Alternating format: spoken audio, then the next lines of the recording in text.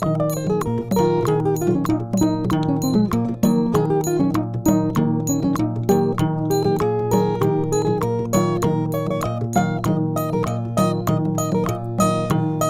ခွာခြင်းမိမေ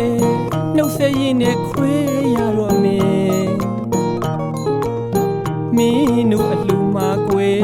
ပျော်ရွှင်စရာဒီနေ့လေးကိုအမတ်တရားဖြစ်နေသိထားပါမယ်နောက်နှစ်ခါဒီအလူပွဲမှာတို့ပြန်ဆုံကြမယ်မလွဲသာခွေခွာတန်ရိုးစီများရင်နှောက်ထားသလားကွာ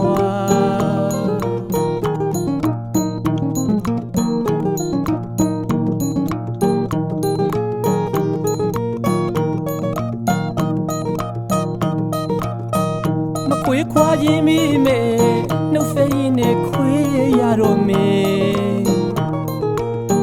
မင်းတို့အလူမာကွယ်ပျော်ရွှင်စရာဒီနေ့လေးကိုအမတ်တရားအဖြစ်နဲ့သိထားပါမယ်နောက်နှစ်ခါဒီအလူပွဲမှာတို့ပြန်ဆုံရမယ်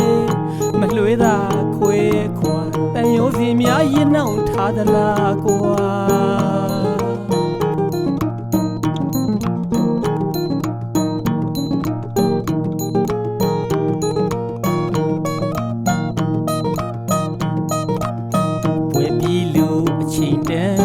ကိုရဲ့လိပ်ပြမီးလေးရဲ့ထံ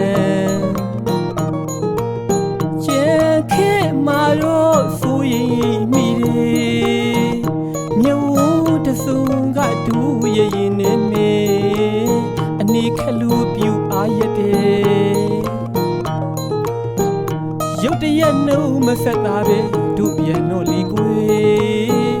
မလွဲသာခွေခွာတန်ရိုးစီများရင်နှောက်ထားသလားကွာတခဏတာတွေ့ခဲ့ကြပြီမေဒီဘဝဒီခန္ဓာရှိနေသည်တော့မိပြောက်လို့ရမှာမဟုတ်တော့မင်းကလေးခွဲခွာရမယ်ဆိုတော့လေအသိမှဒဏ်ရာလေးတစ်ခုကြံခဲ့ရပြီပေါ့အကိုတို့အမှုပညာသမားတွေဟာဆိုရင်ဖြင့်ဒီအလူပွဲကြီးပြီးရင်ဌာနေခီးကိုပြန်ရတော့မယ်ဆိုတာကိုသိပါတယ်မိန်းကလေးရဲ့ဒါကြောင့်ကိုယ့်ရင်ထဲကဖြစ်ပေါ်လာတော့မြမရိုးရသဘာဝတီးဝိုင်းရဲ့နှုတ်ဆက်တီးဆိုတဲ့တီးသချင်းလေးနဲ့နှုတ်ဆက်ရင်းလမ်းအခွဲမှာဝမ်းနည်းစရာတွေနဲ့အတူနောင်နဲ့နောင်ခါမှာမင်းတို့ရဲ့ဒီအလူပွဲကြီးမှာပြန်လဲဆုံကျင်သေးပါတယ်မိန်းကလေးရဲ့ပြန်လဲဆုံကျင်သေးပါတယ်ကွာ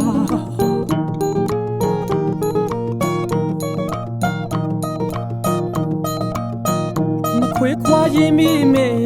နှုတ်ဆက်ရင်းနဲ့ခွေရအောင်မေမင်းတို့အလူမာကွယ်ပျော်ရွှင်စရာဒီနေ့လေးကိုအမတ်တရားအဖြစ်နဲ့သိထားပါမယ်နောက်နှစ်ခါဒီလူပွဲမှာတို့ပြန်ဆုံကြမယ်မလွဲသာခွေခွာတန်ရိုးစီများရင်နှောက်ထားသလားကွာ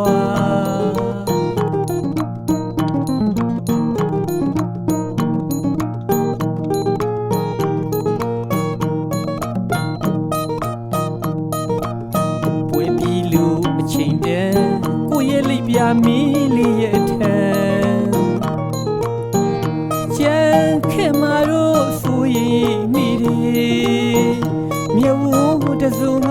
ဒူရဲ့ရင်နဲ့မေအနေခလူပြူအားရတဲ့ရုတ်တရက်နှုံမဆက်တာပဲတို့ပြန်တော့လီကွယ်